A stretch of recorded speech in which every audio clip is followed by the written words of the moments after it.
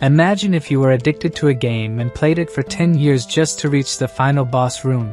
And now, upon arriving, you discover that it was a test. A test to determine if you are truly deserving of participating in that world. And now, you have become the barbarian you chose to complete this game. This is the story of our protagonist, a guy who has always been very weak and spent much of his time in the hospital. He has always been addicted to game, much like me.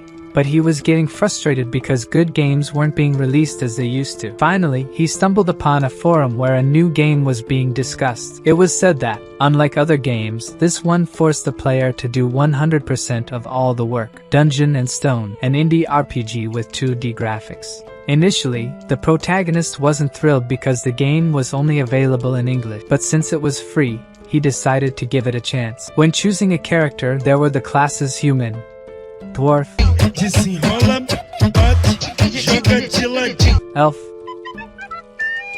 barbarian, and furry. There was also a class with 3 question marks that the protagonist didn't know if it was an option to choose randomly or if it was a secret character. The protagonist ended up choosing anyone since he didn't expect to play this game much, and ended up picking the barbarian. Looking at the game, it seemed pretty crappy, but the protagonist got hooked to the point of not even realizing the hours passing.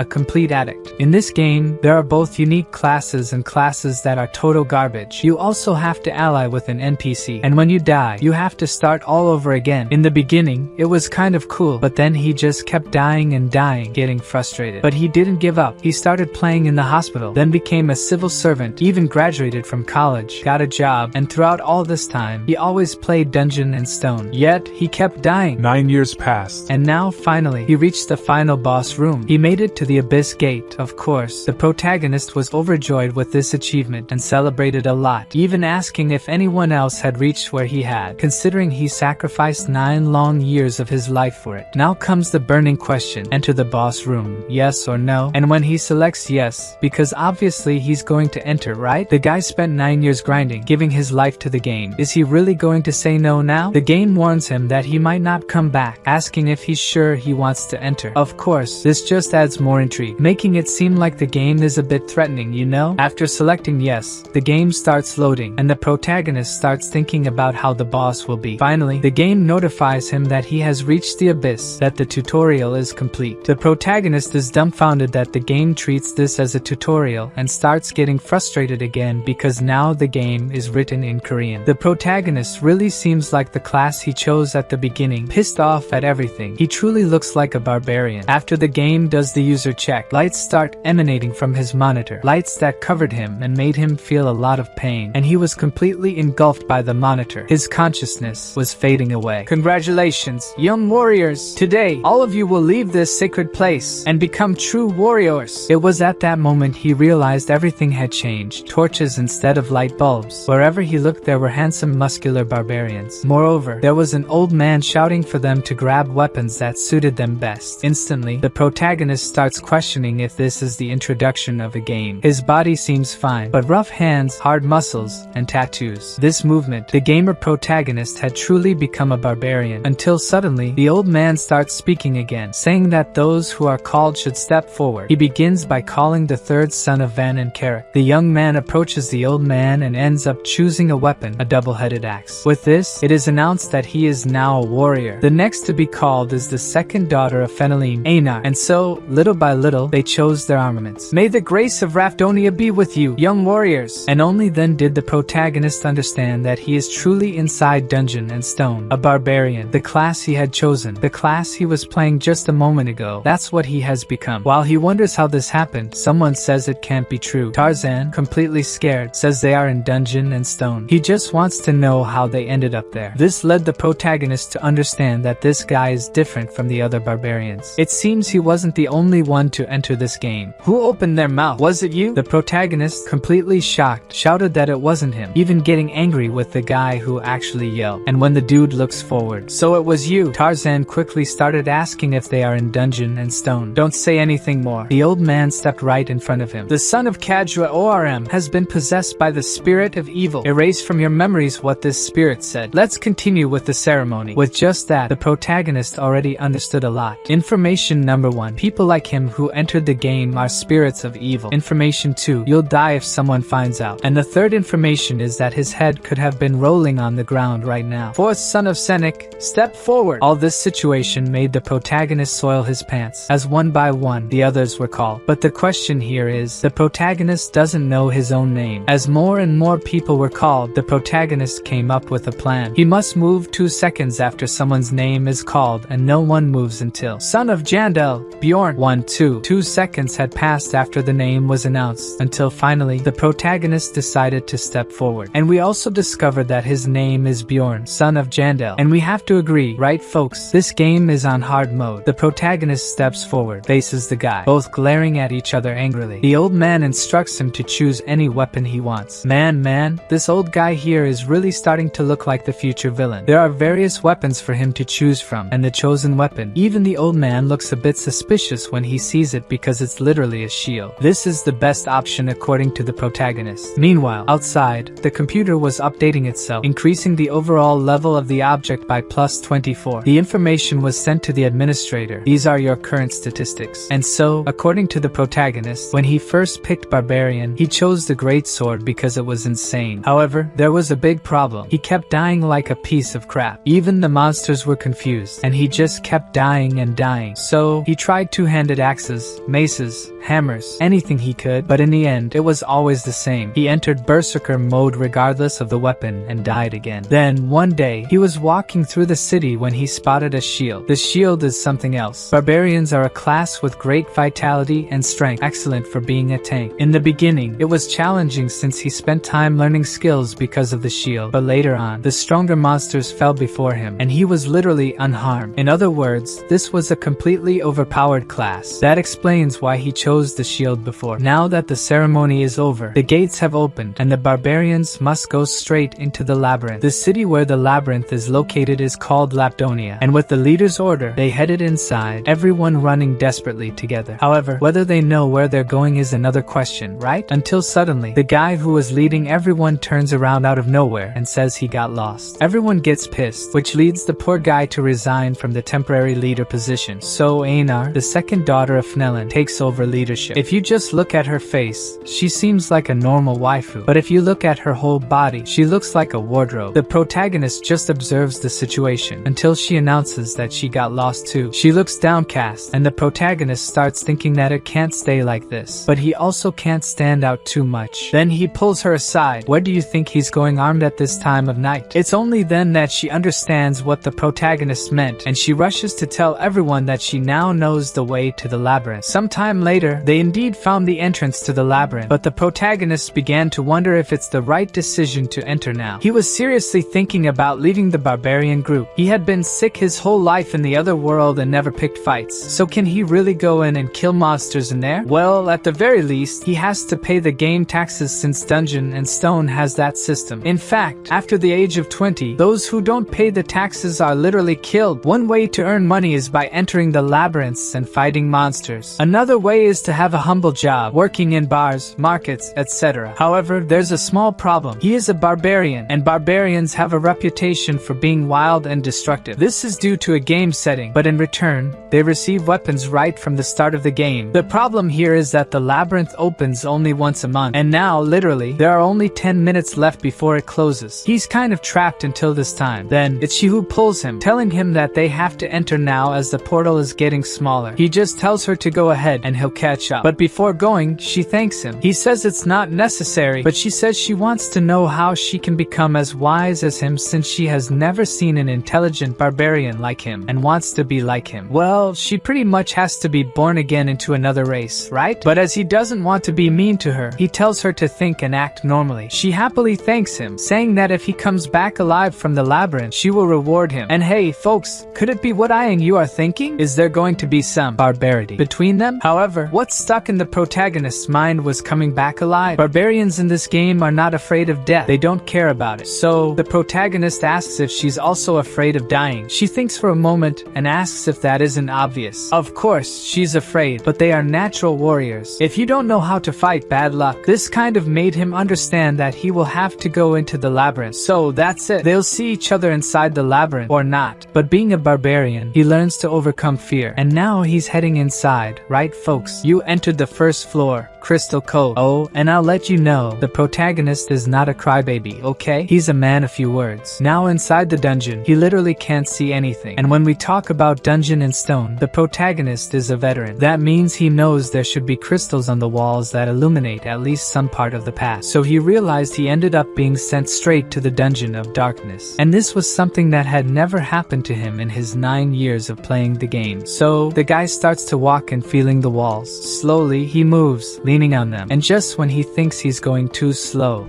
the guy fell into one of those bear traps. Man, that must hurt just a little bit. The guy almost bit himself in pain, but he had to stay silent since the enemy could be nearby. And guess what? The protagonist was not wrong, right? Look at the little devil lurking there. The worst part is that they are sneaky. They only come at you when you're weakened enough. The protagonist starts removing the trap, complaining that they should provide leather shoes, not sandals. But then he gets mad at himself for complaining and at the same time starts shouting for them to come at him. That's what he wants. He stands up even though he can't feel his leg because of the trap's poison. He gets even more pissed, calling the goblin for a fight. In fact, he starts getting desperate, insulting the goblin. And the worst part is that at that moment, the protagonist heard the creature's footsteps. What led him to understand that insulting the creature really works. So, he decides to pretend he's fleeing. He walks, the creature walks. He stops, and the creature stops too. Seeing this, the protagonist decides to change plans. He falls, and falls literally with everything, just to trick the goblin. The creature stays there from a distance, just watching. Did he really die? I was thinking, what is the creature going to do, you know? And the rascal starts throwing stones at the protagonist's head to see if he's alive. And obviously, this already gets our barbarian completely nervous. And I think this goblin throwing stones is smarter than the other barbarians lost trying to find the labyrinth, until the goblin gets closer, and the protagonist makes a big mistake. He misses the blow, and even worse, he sees the goblin laughing, mocking him. Then, his blood boils, and his body even starts moving on its own. He hits the goblin. That must have completely blown the poor goblin away. And folks, this is the true strength of a barbarian. He is completely insane. The goblin had been lifeless for a while, but with bloodshot eyes, he continued pounding the goblin. By defeating this goblin, he gained +1 XP, and slowly the little creature's corpse began to disappear, just like in the game, leaving behind only a small crystal. This is used as currency here in Dungeon and Stone. It's a 9th grade magical gem, and its price is exactly that of a piece of bread. Now it's clearer than ever. This is truly a world with dungeons and monsters, a world with familiar landscapes and different game races, all things he knows very well. This is the game he played for 9 years, but if this is his new reality, he will only know if he dies. And with this trail of blood, it doesn't seem too far from happening. And I have to admit that chapter 4 of this work was just that. The guy crawling around, losing ketchup everywhere. He must have dragged himself for about 10 miles. I know there was a moment when he even saw a light at the end of the cave and started going crazy alone, probably because of the ketchup loss, right folks? And when he was almost giving up, he spotted a group which actually spotted him back. At this point, the protagonist was almost dying from hemorrhage, and as he's left with less than 2% of life, he gained 1 permanent sanity point. So, the protagonist is there trying to speak but can't because he's all broken, and the guy wants to know if he's a beginner. But it doesn't make sense for a beginner to have arrived before them there. The protagonist starts getting pissed, even wanting to punch those who are helping him. But the guy remains calm, even giving a little smile. But in reality, he turns around and asks if Urshan can heal the barbarian. The protagonist thinks, do they have a priestess in the team? Now I'm saved, right? But the darn Urshan simply refuses out of the blue. The guy who seems to be the leader of the group says he was already expecting that. But then he asks another member for a potion since he has many. The guy just asks if he doesn't have any more divine power, but he says they can sell the use of that power outside and give a potion to the barbarian. barbarian. And here is the potion. The guy just warns that since it's not divine power, it's going to hurt a bit, and the protagonist just wants that potion before he dies. So, the guy pours the potion on his rotten foot, and due to the healing effect, the body begins to regenerate quickly, but along with that came the pain. The protagonist starts screaming in pain, but not long after, the man's foot was as good as new. He even managed to stand up already. But obviously, all of this didn't come for free. The guy now wants information on how a beginner ended up here alone. Did he happen to find a secret passage or something? But according to the protagonist, he has no idea. He simply appeared in this dungeon. The paladin says he has read about it in some book, but it only happens once every 100 years. Then the protagonist realizes that he's kind of unlucky, right? And after gathering all the information, the guy says he doesn't need to pay for the potions, as time in this labyrinth is money. Of course, the protagonist finds it strange that they are investing so much time in him, and it's certainly good to have survived. The guys then proceed in the direction the protagonist came from. You can tell by the trail of blood, right? Until the potion guy says the barbarian is lucky, but the blonde guy says that he went through all of that at the beginning of the game and is lucky. The woman says that the red-haired guy didn't want to use the potion, so it was the little blonde leader who saved the protagonist, and he doesn't deny it, but he says that the priestess thought the same. Just with that, the atmosphere got tense, and after a while of exchanging not-so-kind words, they began to question how far the barbarian's bloodstains go. The archer starts wondering if it was really luck for the barbarian, but then they continue on their way until they finally stop, because what they've just found is the portal to the second floor of the labyrinth. This already cheered up their group, and when they were about to enter the portal, the woman tells them to wait a bit, and she points, asking if that there isn't the barbarian's sandal. The old man, completely excited, uses a light magic and casts it along the path they were coming from. You can see that the blood trail continues in that direction, guys. Everyone was in shock. The old man only asks the guide how far they've walked since they found the fallen barbarian, and the blonde guy says it was fucking 10 miles away. Only then did they understand that if the guy crawled alone for so long, he has the body of a monster. The redhead started trembling just thinking about it. If it were him in that place, could he endure all that? In fact, he remembers seeing that the barbarian was extending his right hand, and after that, he showed a magic gem. So, even while crawling for so long without knowing if he would survive, he never let go of his bargaining tool because he wanted to live. He had nothing else. The redhead immediately takes back what he said about the barbarian and even asks, what was that guy's name again? Everyone might think that barbarians are just dumb, crazy people who only think about killing. But that guy there is quite different. Back to the protagonist, you killed a goblin. He was tearing the creatures apart, using only the shield and his fist. He learned the goblin's patterns, spreading traps along the way, and even if they came from behind, the protagonist would turn around and defeat the goblins with the club. There was only one problem in all of this. He was hungry. The tribe leader had even given him a bag with food, but it was torn. In short, dragging himself around like that wasn't a good idea, as he lost 5 out of the 7 loaves of bread he had. He starts thinking that he'll have to ration what's left, and the boy is kind of rough in size, right? He eats all the bread and says it's very tasty, but now he's thirsty. Where is he going to find water in this dungeon? This damn game didn't need to drink water before, but now that it's real life, the game is even harder, right? So, he gets up and pissed off, starts searching. After a while, he realizes that if the leader didn't give him water, there must be a way to get it. Then he hears, right in front of him, the sound of water, and there's a dude drinking water in the corner. He gets a bit closer, but the guy stands up and takes off. Then he stops to count his crystals, and he's in the 40s. For someone who was dying like crap out there, now he's doing a bit better, right? But a new problem has arisen, and it's fatigue, sleep, and currently, there are 2 ways to sleep in a dungeon. The first is just to sleep and leave fate in God's hands. The second is a bit more effective. Hey guys, let's be companions. Yes, the protagonist didn't expect everyone to refuse, which pisses him off again, although anything makes this guy angry, until suddenly someone calls him, and it's a guy all smiling named Hans, asking if he's really looking for a nighttime companion. But then he explains that it's to watch over each other while sleeping. I accept working with you. I am Bjorn, son of Jandel. So, the guy all romantically shakes his hand while saying it would be better if there were 3, and all blushing, he asks if it's really just the 2 of them. The protagonist already wants to rip his head off, man, but he holds back since he needs this nighttime companion. After they play rock, paper, scissors and Hans wins, he's the one who will sleep first. The protagonist, as always, gets pissed off, but this time it's because he's unlucky. Take this, it's called a watch. When the pointers here wake me up. Do you understand, or do you want me to explain it again? Want a drawing? You really think I'm dumb, huh? Yes, it's normal for people to have that impression of barbarians. And yes, the guy really slept like a rock. The protagonist is their thinking whether he should ask to borrow the guy's sleeping bag. He also hopes no goblins show up. With that, time passed, and finally, he woke up Hans. He thanks him for the good work and says it's now his turn to sleep for 2 hours. But obviously, the protagonist won't be able to. How can he trust this guy he's never seen before? So, the protagonist starts snoring because he's very tired. Is the guy going to betray him? He even turns his back to pretend to be clueless, giving an opening for the guy and just waits for the crazy guy to come at him. But the guy didn't do anything, and it was his turn to stand guard again. The protagonist didn't sleep at all. He starts to lose sanity, wondering why the guy didn't do anything. Then, he begins to regret not sleeping and says he needs to gain trust in the guy until he slowly starts to sleep. Man, he wakes up with a loud shout from the guy, and they just stare at each other. I didn't sleep a wink, you know? Then why don't you clean your mouth before talking?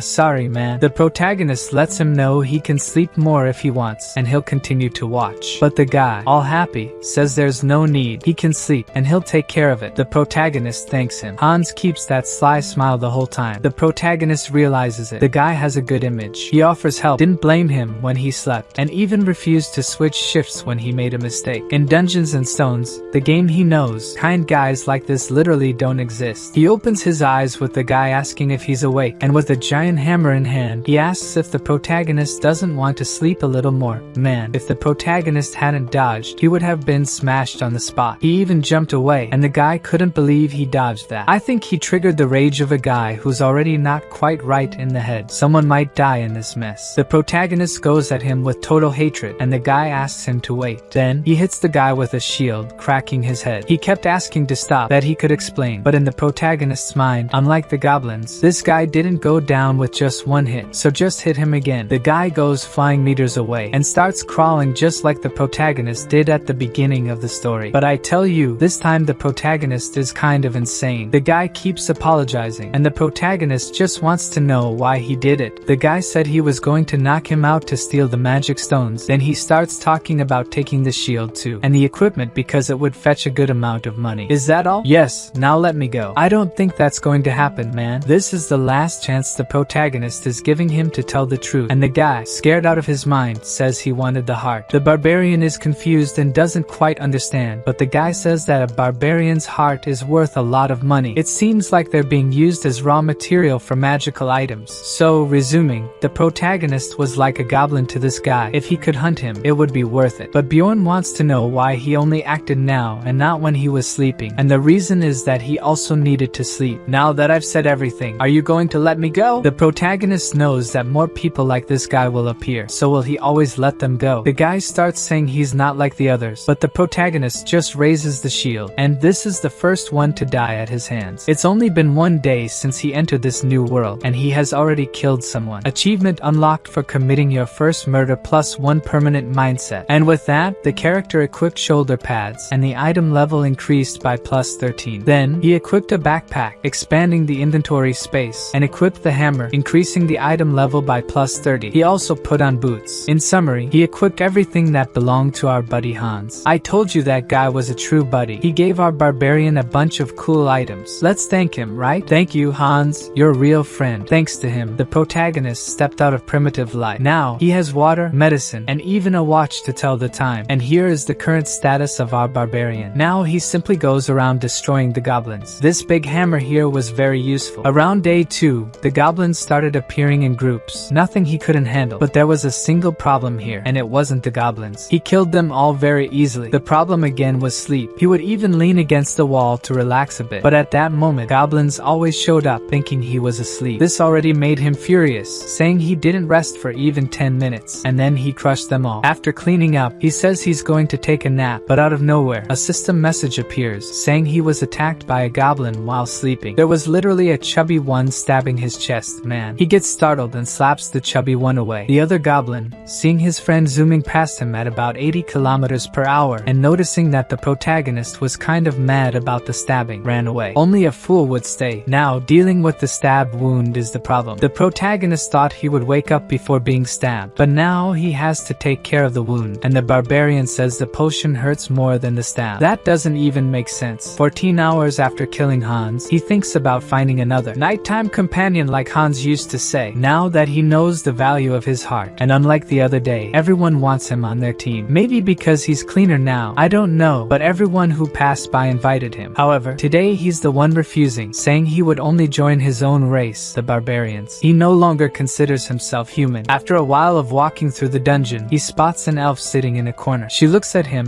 and gets scared, of course. According to the system, the protagonist has found an injured elf. The first thing he does is ask if she's hurt, which makes her even more alert. After taking a closer look, he realizes she has an arrow in her abdomen, and it wasn't done by goblins. Automatically, he asks if she was injured by humans while approaching. The girl just kneels and starts begging for forgiveness. The barbarian becomes completely confused by this, and she asks that just this once, he spares her. She has to take care of her little brother at home. Now, the protagonist starts getting totally confused because it's not normal for elves to be like this. Normally, they were cold in the game. All of this leads him to try to resolve this misunderstanding with a little smile. "Don't worry, my dear elf, I have no intention of killing you." The elf was shocked. She keeps saying she knows he's a barbarian, but does he really have to do this? Could he just let her go this time? Now, the protagonist starts getting angry and questions why she's so scared. Then, he just tosses her some items to heal and says they'll talk later. And these items are the healing leaves, the ones the barbarian took from the old companion. "Why are you giving me this? Do you need a reason for me to help you? I will protect you, so take care of your wounds." And of course, he has a reason to help her, as he needs a nighttime companion. And I have to say something, this wound here is big, right? Man, I think I've never seen a wound this big. But her situation is not good at all. Besides not having slept and being very wounded, she has a good appearance. It's much worse for her to find a nighttime companion than for him. "I am the barbarian, son of someone, and I am Irvin." Now, the protagonist wants to know why she's so afraid of him, and she says it's because she's an elf and he's a barbarian. But what does that have to do with anything? She says they are mortal enemies, and this is different from the game since it didn't say anything about that. Quickly, she regrets it, saying that, in fact, this war ended 10 years ago, and she has nothing against barbarians. In short, she just doesn't want to fight with him. He understands that he actually doesn't know everything about this world, and hearing that he doesn't want trouble either, she becomes very happy. But what he actually wants from her is for her to be his nighttime companion. He is very tired, and she must be too, so why don't they cooperate? She thinks about it, and remembers that barbarians value their honor above all. So she asks him to swear on his warrior's honor that he won't do anything to her, and as always, this starts to make him angry. But she says she will swear too, so he accepts. But he has to make something clear first. He's not a lord, he's just Bjorn. Of course, she has no idea that this giant barbarian named Bjorn is only 20 years old. "I, Bjorn, son of my father, whose name I already forgot, I swear on my warrior's honor, Erwin Fornaxai of Tertia, I swear by the name of my clan." And so, the oath of non-aggression towards each other for at least this night is finally made. He says he will sleep first, that she might feel safer that way. She says it's not exactly like that anymore, but it's okay. This time, he's the one who gives her the watch, just asking her to be careful because it's expensive. He lies down, thinking he'll pretend to snore and sleep for about 10 minutes just to make sure. But suddenly, he wakes up all startled, drooling. As always, he asks how much time has passed since he slept, and she says 2 hours. He claims it was because of the sleeping bag and the blanket that their friend Hans left. Now, he feels obliged to lend it to her as well, and she's very happy about it, eventually falling asleep. And heavy, she must have been as tired as our barbarian. For him, it feels like weeks have passed in this game, but it's only been 3 days since he arrived. This makes him wonder what happened to his body in the real world. Well, from what we remember, it was sucked into the monitor, but the protagonist has no idea. When he checks the watch, there were only 10 minutes left to wake up the sleeping beauty, and only then does he start to worry. What should he do with her? Join her and share all the loot obtained? From the third day, the game starts sending groups of goblins instead of single goblins. He says that he can easily handle up to 4 goblins, but the question here is, safety to sleep or more magic stones? The problem continues to be sleep. Then, out of nowhere, he spots 2 humans coming in his direction. They are already whispering if that isn't the elf they were looking for, and the other says yes, it is her. The blonde comes up to him and asks about his relationship with the elf. He's a bit grumpy but still friendly, saying they are nighttime companions. However, when the blonde asks when he goes away and leave her alone, he gets completely furious and says he won't even answer. This makes the guys tremble, but he says he understands and tells them to leave. Did he understand that he was going to be sliced? The barbarian understands that she is being sought, and now it's time to wake her up. But she's all sly, asks him to wait 5 more minutes while pulling the blanket. You know who got nervous? He calls her again, and she just complains. This makes him understand that she was pretending to be asleep. Earlier, the blanket was loose, and now she she's holding it. Suddenly, she feels a pull. The protagonist just pulled her and sat her down like a child. This guy is truly a barbarian. He wants to know right away why she was pretending to be asleep, and she, all sad, says that if she got up, he would abandon her and leave. In the protagonist's mind, this is strange. It's strange that she's worried about this. So, he thinks that when she opens her eyes, their deal will be over. However, before that, he asks what she has to do with those two, and she asserts that absolutely nothing. It doesn't make sense for them to recognize her like that, and she assumes they are from the same clan as the man who tried to hurt her. At least the symbol on their clothes was from the clan called Crystal Union. Right away, he understands that it's dangerous to get involved with her since an entire clan is pursuing her. But looking at her, and knowing that she is only 20 years old, just like him, he tells her to follow him so they can talk while they walk. Go for it, protagonist. I want the beautiful elf on the team. She asks if he will help her, but he says he wants to hear the whole story first, which excites the elf. Now he listens to her story. She encountered the man on the first day inside the labyrinth, and they became nighttime companions. However, she felt something strange and ended up opening her eyes. What she saw was the man coming at her with his hand in a strange place, telling her she should sleep a little more. She only found out later that this guy is the manager of a clan that does business on the first floor. Well, for me, I already need to start making my list of people the protagonist has to kill in this story, and for now, I have only 2 people. At the top of the list is this scumbag who attacked the elf. In second place is that miserable cleric who didn't heal the protagonist. For now, let's leave our list like this. Back to the elf. She says she managed to escape that day, but his clan keeps pursuing her. That's how she ended up with an arrow in her abdomen. Now the protagonist wants to know how they can track her, and it seems they use message stones to continue chasing her. Message stones are a mystical device that allows communication when synchronized before use, with a range of about 300 meters. It's like a walkie-talkie, and he realizes that if he leaves her alone, she will be captured. But it doesn't seem like she did anything wrong, so why so much insistence from them? Is it just to shut her up? She says it's not like that, and all blushing, she says that when she was running away for the first time, she threw her knife, and it happened that it seems she hit in a terrible place. In a terrible place, if you mean. There, you know? I heard it got really ugly. He couldn't even put it back with potions. Yeah, that's more than enough reason for them to pursue you. She apologizes shyly for that, but it was simply karma for the guy, right? Suddenly, she feels a strange sensation and tells Bjorn not to look back. They are being followed. There's a group behind them at a distance of 150 meters. The protagonist is impressed with her precision, and this must be the passive ability of the elves. The protagonist says they will pick up the pace and asks if everything is okay for her. She says yes, but he knows that her wound has reopened. However, she didn't complain. This strong little elf, I didn't like it. I loved it. But even though they are accelerating, the distance between them has not decreased, so the protagonist starts thinking of a plan. She notices that he is very pensive, asking if everything is okay, but he only asks what she is good at. Proudly, she says she is good at washing clothes and cleaning the house, which cools down the barbarian strategy atmosphere. I'm talking about combat, crazy girl. She says she's good with bows, with spiritual fire magic, and the protagonist realizes that this is the rarest element. But he wants to know if she has ever killed someone before. She says no, but claims that if needed, she can. The protagonist says he understands and asks if she wouldn't like to become his companion until they leave the labyrinth. But then I'll get the rewards. And me? Me? What about me? I get nothing? Okay, then I'll take 9, and you take 1. I won't accept complaints. Surprisingly, she agrees to the deal, now being only 100 meters away from the enemy. The protagonist decides to change the plan. They will take a detour and asks Erwin to summon the fire spirit, which she does, of course. The protagonist didn't expect to return to this place. The elf warns that the enemies are closer, and Bjorn asks her to cancel her summoning. Suddenly, they become visible. The protagonist knew that these guys have good tracking techniques to enter the darkness, so he calls our favorite elf and tells her to shoot to take down the enemies. She pulls her bow in this beautiful archer pose and with a cold look, shoots her arrow towards the opponent, hitting him right on the head. She thinks she just got her first kill, and the protagonist praises her, saying that if she had hesitated, they could be in danger now. Now, approaching the body. Serdin, can you hear me? Serdin, respond. Damn, we lost contact with Serdin. He was chasing that girl and the barbarian. Everyone listening to this transmission now, gather in the Goblin District. The guy who came after Bjorn and the elf was named Serdin. After checking Serdin's items, the protagonist saw that he had 2 daggers, a bag full of magic crystals, and a potion on his belt. As for the clothes Seren was wearing, now it's the elf who's wearing them. The protagonist says she looks much better now. She teaches him how to use the communication item in the shape of a stone, pressing the button on its side. Repeat, repeat. Seren is no longer responding. He was chasing that elf and was defeated. They are in the Goblin District. She is with a barbarian who has a big hammer, and the reward is 10,000 gold coins. The elf girl was already in shock, but he tells her not to worry and to summon her spirit because they are going to travel through the darkness now. They head directly to the 2nd floor of this dungeon. After some time,